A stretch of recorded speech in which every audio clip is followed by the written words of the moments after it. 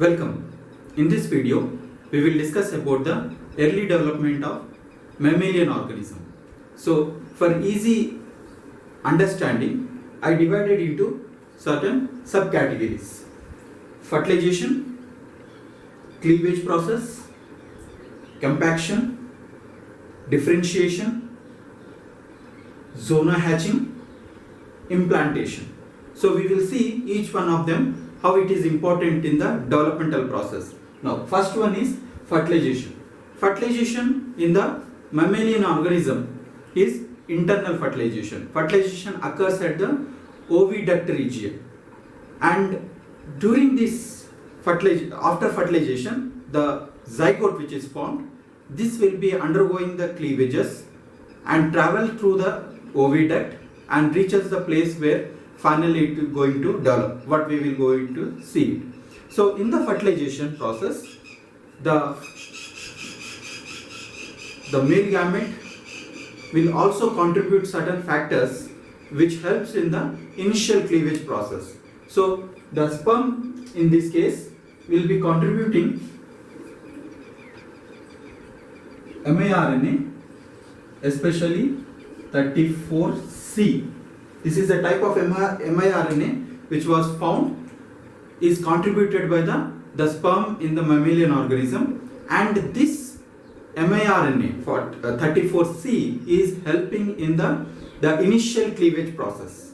So in that way, the fertilization is assisting in the cleavages of the earlier zygote. So it was found that this mRNA is crucial. If this mRNA is absent or it is inhibited, so the cleavage process is hindered. So by this it was understood that there are some factors from the sperm which is coming, which is important in the initial cleavages process. So this fertilization occurs in the oviduct, as I told you, and as it passes through the place where it finally gets attached and developed, till then the initial cleavage process will be going on. So during the journey in the oviduct, these cleavages will be occurring. Now, this cleavage which is occurring in the mammalian organism, it is very different from the cleavages which we have observed in the other organisms. It may be vertebrate organisms or invertebrate organism. In that the cleavage process is very slow. So one of the slowest cleavage process will be occurring in the mammalian organism. It will take around 12 to 24 hours for each cleavage to occur. So that much slow process it is. The second is the cleavage cells which are undergoing, the initial cleavages which are undergoing, it is not exactly the, it will be following some irregular cleavages. Like first cleavage, if you see meridional cleavage, that is passing through the center, but second cleavage will give rise to cells here and the cells over here. So in the second cleavage, see, one is undergoing the meridional cleavage, the other is equatorial cleavage. So second cleavage is different.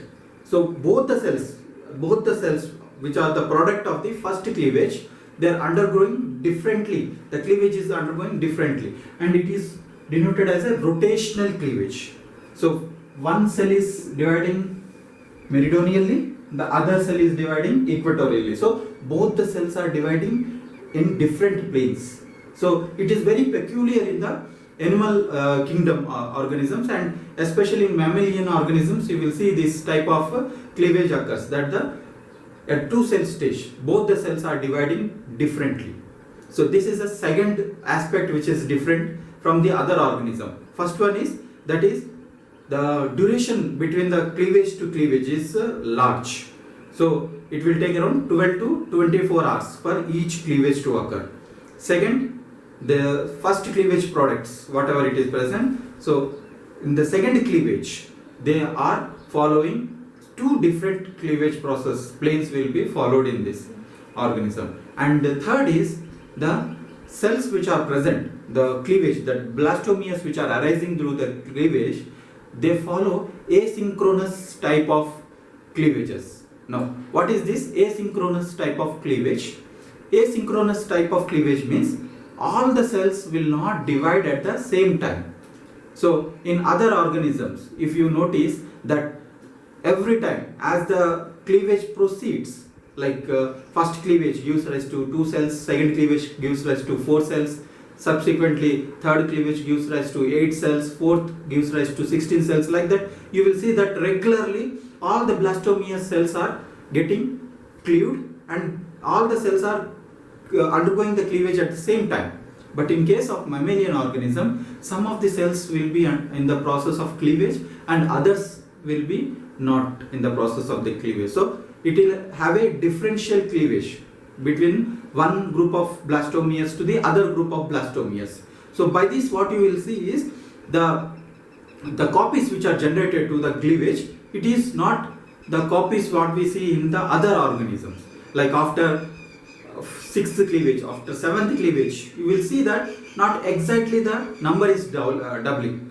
So this is called the asynchronous type of cleavage. So one part of the Blastomeres will undergo the cleavage, the other part of the Blastomeres still not undergoing the cleavage process. So this is a third differences what you will see in case of the mammalian organism when compared to the other organism, vertebrate or invertebrate organism in respect to the cleavage process. Now capaction. Capaction is occurs at the 8 cell stage. The events which happens here are like till the 8th cell stage, the cells which are present, they are loosely present. The Blastomeres which are there, they are loosely held together.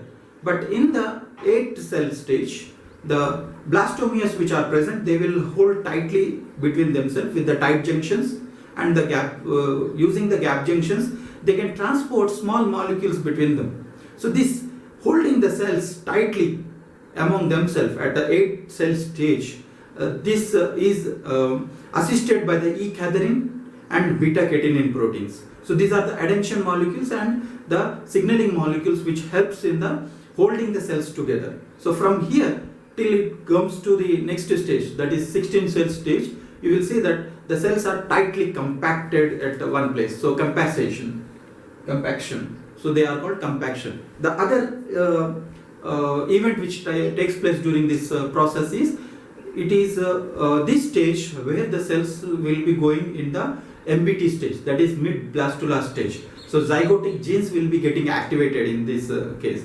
So in the human organisms, this is the place where the zygotic genes will activate it. So it is different from the one mammalian organism to the other mammalian organism. Like if you see in case of mouse organisms, the mid blastula stage comes very early, at 2 cell stage it will come. So like that, it is different in among the species also.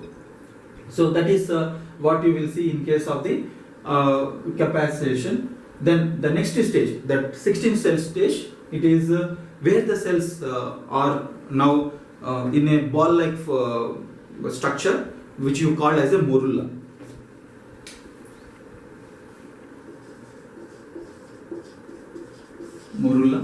So these are the Blastomeres which are held tightly. This is morula, and this is the stage, this 16 cell stage. You will see that the cells are undergoing differentiation. Means till here you will not see that the cells are uniformly Blastomere. All the cells are equal, but Blastomere cells they are. But at 16 cell stage, you will say that cells have divided into 2 types of cells. One is trophoblast cells, the other is inner cell masses. So how they are present, we'll see. And this stage where you will see the 2 types of cells, that is trophoblast cells and inner cell masses. This stage is called blastocyst stage. These inner cell mass cells are also called as the embryonic cells, because this is the cells which will later on give rise to the embryo. So the dividing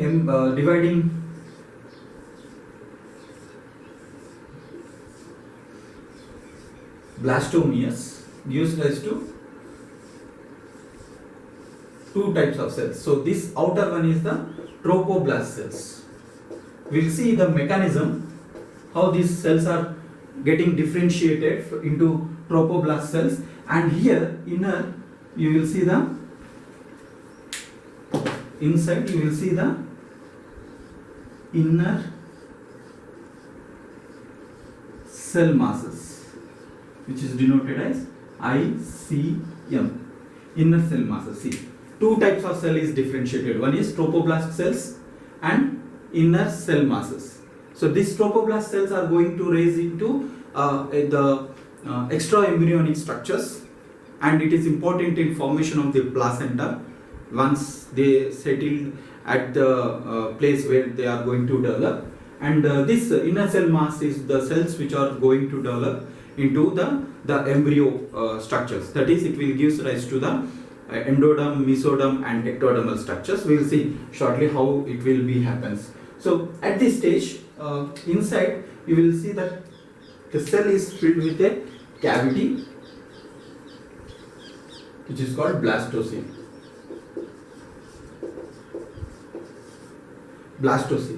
Now these trophoblast cells which are present,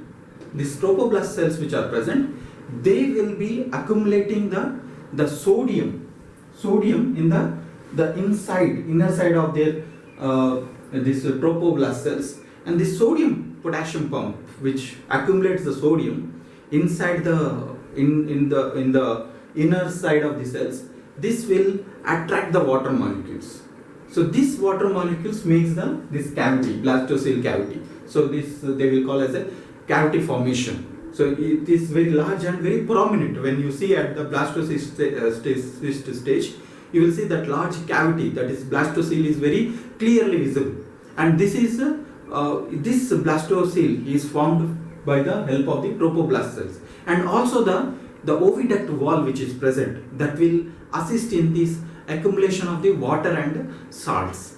So like that, this blastocele is formed. So this is a trophoblast. The outer cells are trophoblast, and the inner cell masses, that is ICM. Inner cell masses are the cells which are differentiated. So two cells, they are differentiated, trophoblast cells and inner cell masses. So this stage is called the blastocyst stage. Now this stage will occurs around 5 days after the fertilization, and it is traveling. So all these stages, when the cleavages are occurring and gets into the blastocyst stage, cleavages are undergoing. At the same time, they are traveling to the place where they will get settled and the embryo is going to develop. So after 7 days, they will start undergoing the zona hatching. So what is this zona hatching? So we may familiar with the outer covering of the egg, that is Zona Pellucida, which is a typical feature what you will see in the higher organisms, in mammalian organisms especially.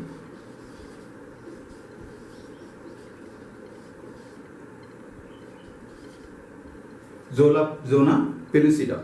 Now this Zona Pellucida is the outer covering of the oocyte, that is the egg.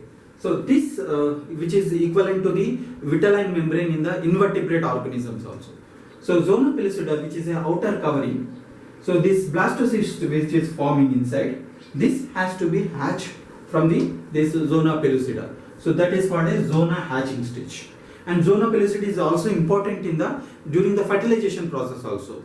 This Zona Pellucida will be producing a zona proteins, ZP proteins, zona proteins. There are different types of zona proteins are there. Zona protein 1, zona protein 2, 3, like that different zona proteins are there. They are required for the species specific interaction between the sperm and the egg. So like that, and also they will protect the developing egg during the oogenesis process. So this Zona Pellucida which is present around the blastocyst, this Zona Pellucida, the blastocyst will be rupturing from this Zona Pellucida, and this process is called the hatching phenomenon. So during this passage in the uterine wall, the Zona Pellucida will get ruptured, and this rupturing phenomenon is because of this trophoblast cells which are present. They will secrete trypsin proteases. So with this trypsin proteases, you will see that the Zona Pellucida wall will be slowly degraded, and the blastocyst is now in the hatching process, means hatch process. So it is now hatched. Now once it is got hatched, this blastocyst, this will settle on the uterine wall. The location for where it settles is endometrium of the uterus wall. There, these trophoblast cells will get adhered to that wall. So they will have different proteins which helps in this adhesion phenomenon, like fibronectin. You have laminin, integrins. So all these factors helps in the binding of the blastocyst, that is moving blastocyst, at the endometrium of uterus wall. So where they are now will develop into a embryonic structure. So these trophoblast cells will form the placental structure, and the inner cell masses, this will develop into this will be developing into the embryonic structures. These trophoblast cells which are present, these are known as totipotent cells, and the inner mass cells are known as pluripotent cells. Totipotent cell means they can produce any type of cells, even they can produce the trophoblast cells and inner cell masses also. But pluripotent cells, they will produce many types of cells. So there is a difference between any type of cells and many type of cells. So the inner cell mass becomes the pluripotent cell lineage. Now we will see that how the trophoblast cells which are surrounding the inner mass cells, how these inner mass cells and trophoblast cells have been differentiated. So in the differentiation state, so there are certain proteins which involves this process to occur. The main regulators of all these proteins are CDX2 protein and OCT4.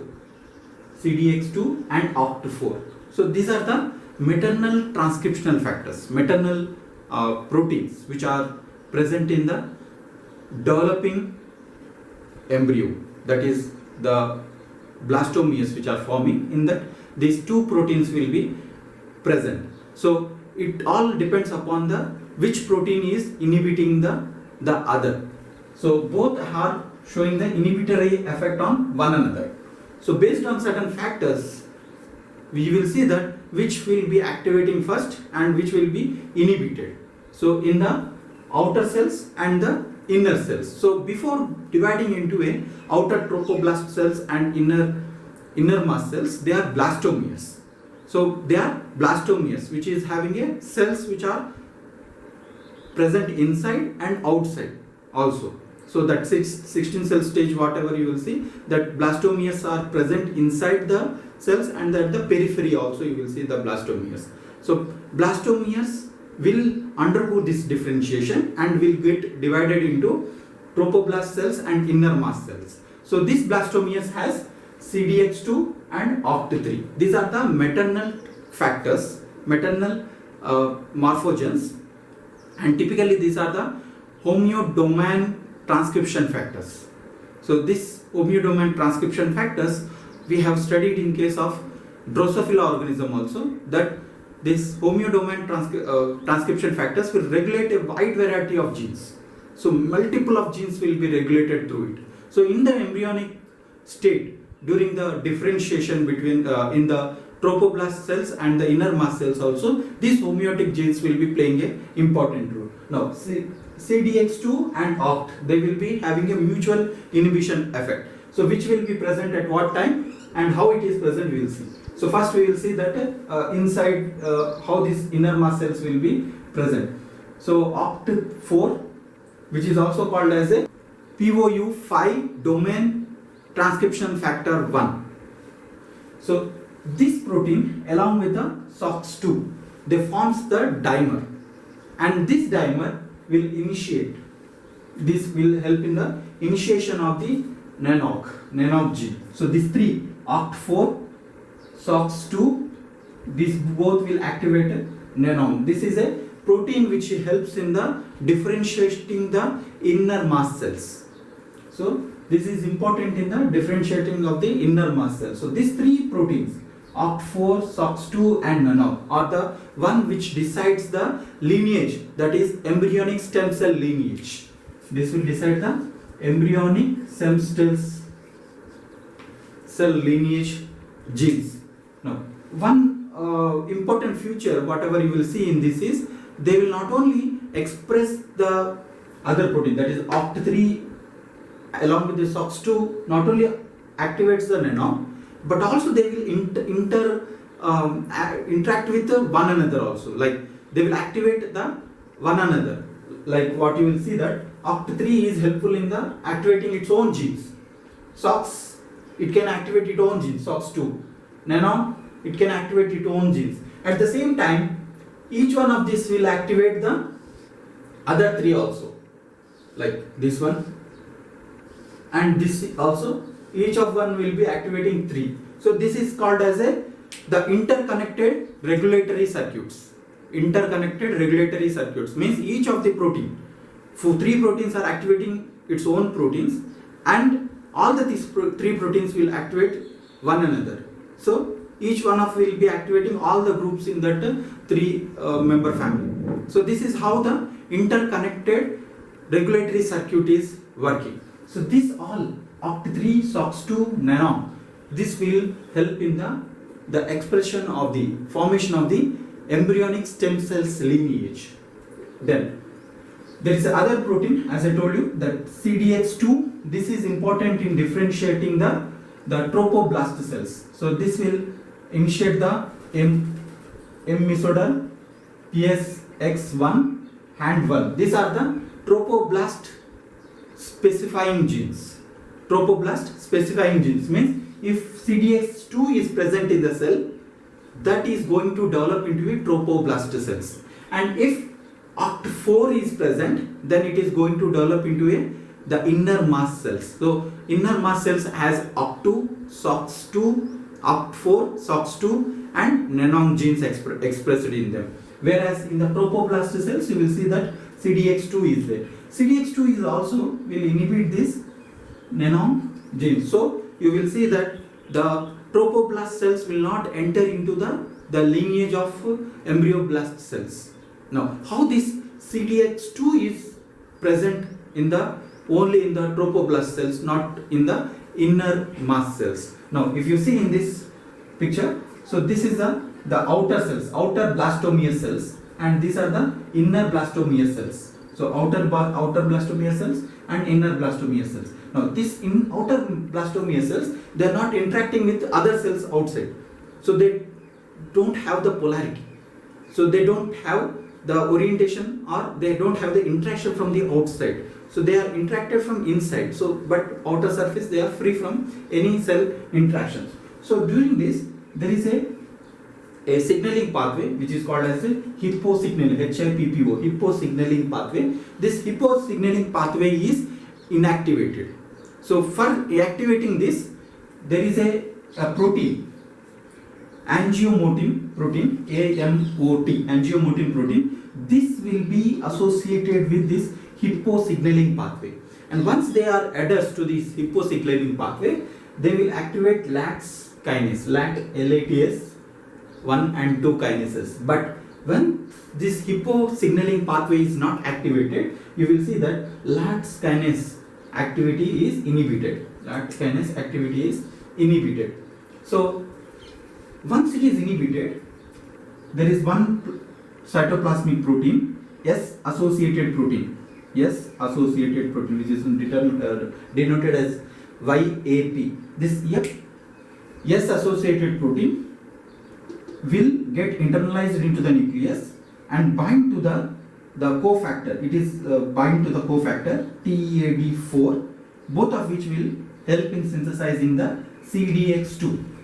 CDX2, and this CDX2 is the one which you are seeing here.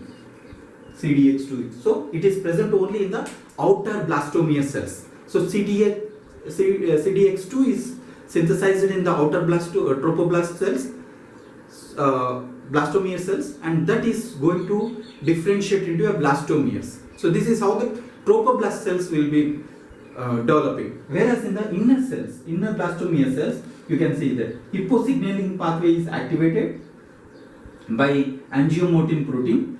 It activates the LAX in the cytoplasm. LAX kinase will phosphorylate the S-associated protein. So once it is phosphorylate, S-associated protein, that is YAP is phosphorylate, it will get degraded. And once it is degraded, so the expression of CDX2 protein is inhibited in the inner cells. So inner blastomere cells where the CDX2 is not synthesized, that will become the inner mast cells. So inner mast cells are differentiated because of absence of CDX2, whereas the outer cell blastomeres have differentiated into a trophoblast cells because presence of CDX2. And CDX2 is important for the trophoblast generation. So trophoblast specifying genes can be activated by the CDX2, whereas OX4, SOX2 and NANOM, this will be activating the inner mast cells, that is embryonic stem cells derived specific genes will be activated through it. And also they will have the interconnected regulatory circuits is exhibited by them. One will be activating the other. So now recently it was identified that this CDX2 is also activated in the trophoblast cells by some transcription factors like TFAP2C. So this is a transcription factor which has identified recently, and it plays an important role in differentiating the trophoblast cells.